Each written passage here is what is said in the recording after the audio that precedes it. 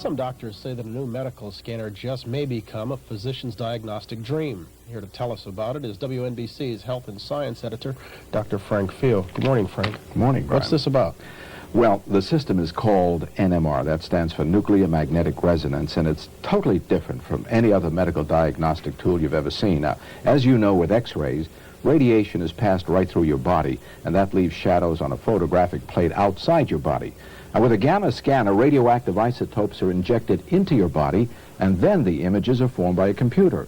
But with NMR, you get a picture, a cross-section of the body, and you can also get the chemistry of the cells of the body, and it's safe. Now, I recently went to the Phonar Corporation in Melville, New York, where Dr. Raymond Damadian put me through the NMR scanner. Frank, if you come on over here and step up on the platform, we'll get you set for a scan. Do you have any metal objects on you? Well, I've got a wristwatch. Give me that because we don't want to magnetize it. Okay. It resembles the familiar CT or CAT scanner, but the similarity stops there. This Phonar scanner uses no X-rays.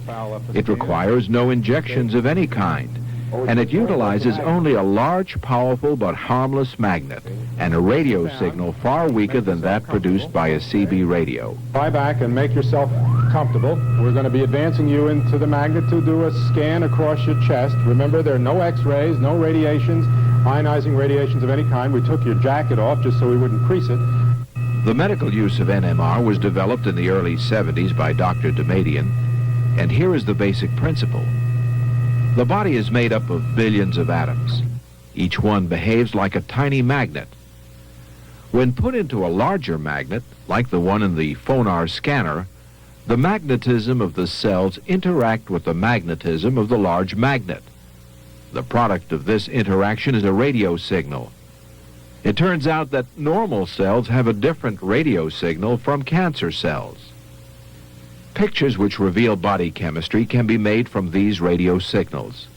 In 1976, Dr. Damadian produced the first pictures of a tumor in a mouse. Later that year, this monkey was the largest animal that would fit into a new machine. And the first successful scan of a human was made in 1977. Today, a scan of any part of the body can be comfortably made in a matter of minutes. Okay. Frank, as you can see, this is the image of your chest. And there's a heart in the center, there's the backbone, and you'll notice inside the heart these blue lakes. That's the ventricles of your blood, where of your heart, where the blood is concentrated.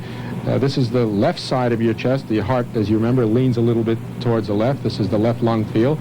There's the right. Now, in your case, of course, we know there's nothing wrong. Now, if there were any tumors here, you would see that as a picture. Exactly. Now, how could you analyze if it was a real tumor or not? Take, for example, this region over here. That might give us cause to worry, except in your case, we know you're normal. You see the spot right here in the right lung field? Right. Well, the slice was made low enough down in your chest so that it goes across the liver, and it just, yes, that's right, and just getting a piece of the top of your liver. Okay, Dr. Damadian, now, you find that my cross-section was perfectly normal. Can you give us an example of, let's say, in breast cancer, how a woman, if you looked at a lump, you would be able to detect if it was cancer or not? See this blue territory here that's attached to the chest wall? That's the tumor. You think it's a tumor? We think it's a tumor. Okay, because of its appearance. It's pushing the breast tissue up. Can you bring that cursor in and do an analysis of that breast? Okay, now the pointer, the cross is on top of the bump. What does that tell you? The cross is on the mass, and it's now focused the scanner right on that spot. While the woman's on the table, you're looking at that spot, and you're going to tell me if it's a cancer or not. Exactly. We're doing a non-surgical biopsy. Let's see the numbers.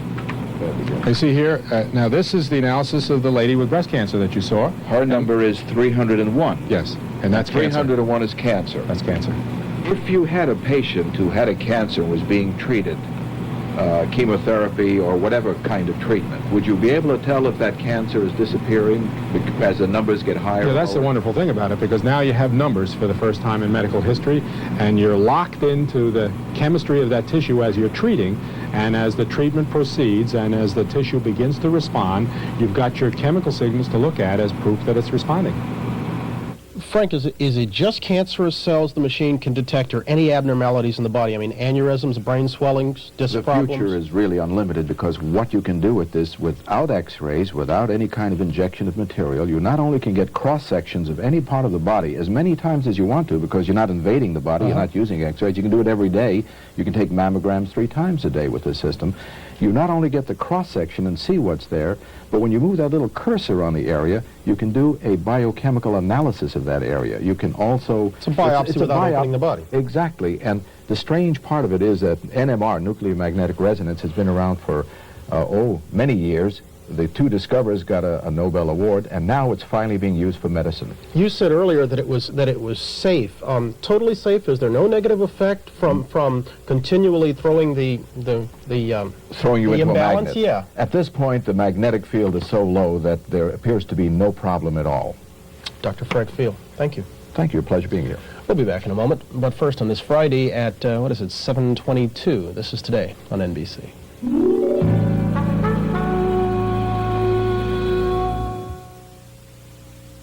We're talking about this new FMR machine with Dr. NMR. Frank Field. NMR, I'm sorry, FMR. I was thinking phonar. We were talking about the safety of it. And is there not some negative effect from continually throwing off the atomic balance of the body? I mean, they say it's safe, but is that only because it's so new? It is new, and it appears to be perfectly safe, and I think it will remain safe, because what they do in these machines is they shield the machine, not so that magnetism will get out, or radiation, which there is none in here, will get out, but to shield the machine from the outside sources. So the magnetic fields outside will influence the interior. So it's a very low level, and from what they've checked, extremely low. Why hasn't it been endorsed by the FDA? It's in the process right now of being. That's why we're doing it. We want to be the first to talk about it. Oh, okay. I'll buy that. Right now, it operates by using the hydrogen cells in the body, because they are most in abundance in the body, 70%. Right. As the machine becomes more sophisticated and is able to incorporate all of the cells in the body, does it necessarily follow then the machine will be 30% more effective? Maybe more, because right now we're only dealing with one element in the body, water, which is the most, well, as you say, most of the body is composed of water, so it's hydrogen that's being measured. Those pictures are hydrogen pictures that we see, but then you go to potassium and to all the other elements, you'll be able to diagnose bone disease, blood flow. You'll be able to, without invading the body and x-rays down the next 10 years, be able to almost diagnose any kind of a disease. In fact, Dr. Damadian, I thought it was pie in the sky 10 years ago when he said he was working on this system, that he was taking a 40-year-old NMR system that had been developed for the laboratory specifically and take it into medicine. I thought he was kidding when he said he'd get to this stage, but now he says within 10 to 15 years, we will be able to step into a booth, put a quarter in, have the machine scan you in a matter of seconds and say, a little more vitamin A here, you got a little bone problem there. It's the old Star Trek. I was going to say, Gene Roddenberry had the idea first, right, with Dr. McCoy going along That's telling right. you what was wrong with you. Exactly. Let's talk some practicalities. Cost of a machine like that. Strangely enough, at this point, a machine of this type will cost, if you went out to buy it, and it is on sale so now, you wanted one, you're dead, it's about $700,000, which is the same as a CAT scanner, or these large machines that are being sold. So it's very competitive. Is it going to come down dramatically? It really doesn't make any difference. The use at that level will be so tremendous in the next 10 years that I'm sure many companies will come into competition and make similar machines. What's the timetable, Frank? I mean, obviously on that piece of tape, we cut it down a little bit. I mean, how long are you up in there? 5 minutes from No, it's about a minute or a result? 2-minute scan. That's all it takes. It's gone from 20 minutes last year down to 2 minutes now, and I envision within a year or two, maybe a minute scan.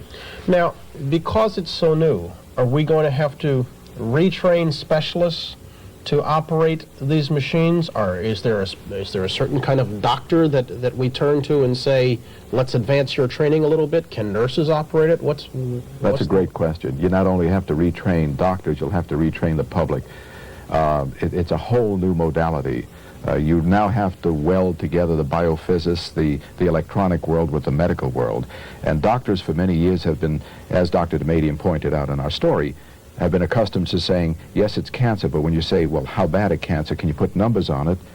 There have been no numbers. We now put numbers on these things. Given the shortage of doctors, can you foresee the day when a research assistant or a nurse could operate the machine and a doctor could busy himself elsewhere? Yeah. Yeah, I think so. Timetable, 10 years, 15? Less. These things have happened so fast, I now will predict within a year or two. Dr. Frank Field, again, thank you much. Thank you, Brian. We're going to take a station break.